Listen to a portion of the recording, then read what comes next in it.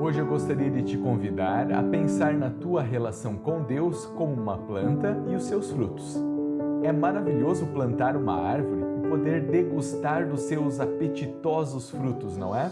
Embora plantações sejam cativantes, se você já cuidou de alguma, certamente já deve ter enfrentado pragas ou animais peçonhentos, e é provável que já tenha se frustrado com o resultado dos frutos nada apetitosos.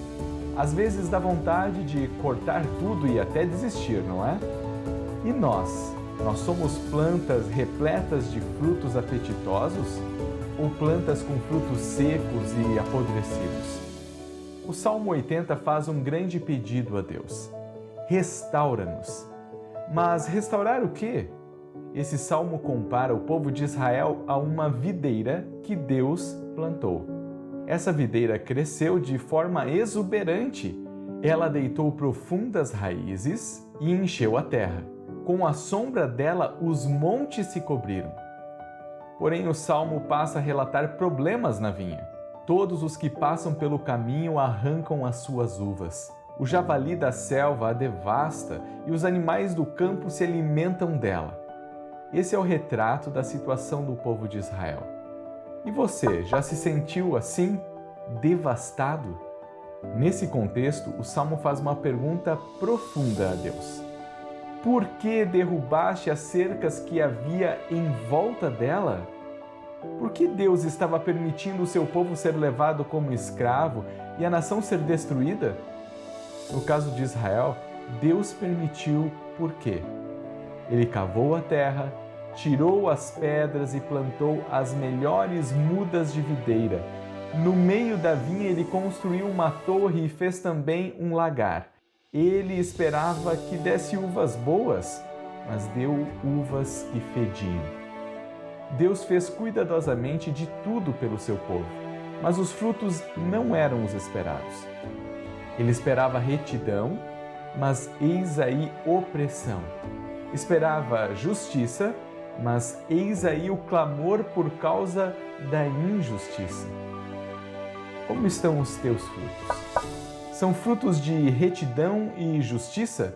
Isso nos convida a olharmos para a lei de Deus e o fruto que ela espera de nós.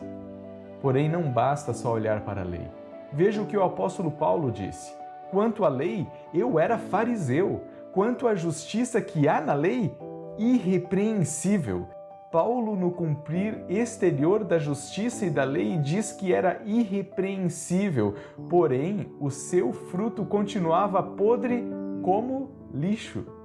Não basta só justiça e retidão, o que nos leva à pergunta: o que Deus quer de nós? Mas na verdade, quem está na vez de perguntar agora é Deus. Ouçamos a pergunta: que mais se podia fazer à minha vinha que eu não lhe tenha feito? Ainda tinha uma coisa a ser feita. Jesus aponta para a mais profunda ação de Deus por sua vinha. Por último, o dono da vinha enviou-lhes o seu próprio filho, pensando: meu filho eles respeitarão. Porém, o que é que aconteceu com o filho? Agarrando-o, lançaram-no fora da vinha e o mataram. Deus plantou em sua vinha o seu próprio filho, o ramo que para ti fortaleceste, o ramo forte. Eles o mataram e o seu sangue regou a terra e trouxe restauração para a vinha. Ele ressuscitou e nos chama a sermos enxertados nele. O que Deus quer de nós? Ouça as palavras de Jesus: eu sou a videira, vocês são os ramos. Se alguém permanecer em mim e eu nele, esse dará muito fruto, pois sem mim vocês não podem fazer coisa alguma.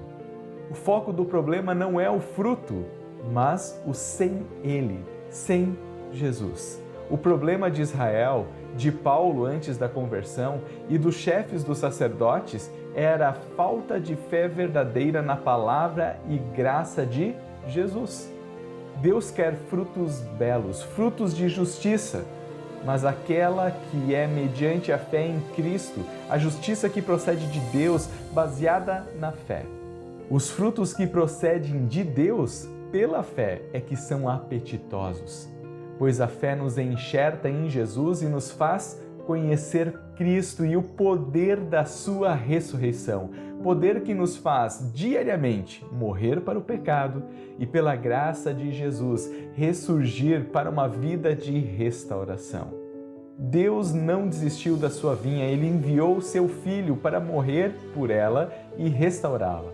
O dono da vinha não quer apenas frutos, Ele não quer um mero cumprir de regras, Ele quer a seiva da fé, a confiança no seu amor fluindo em nós e dando frutos que procedem de um coração restaurado pelo seu amor e pelo sangue que o Filho verteu por nós. Você sente a sua vida devastada? Nós sofremos no mundo, tanto por nossos pecados pessoais, como também pelo fato de o pecado ter afetado toda a humanidade. Mas Jesus nos prometeu restauração completa e vida eterna. Por isso, nos juntamos a essa oração.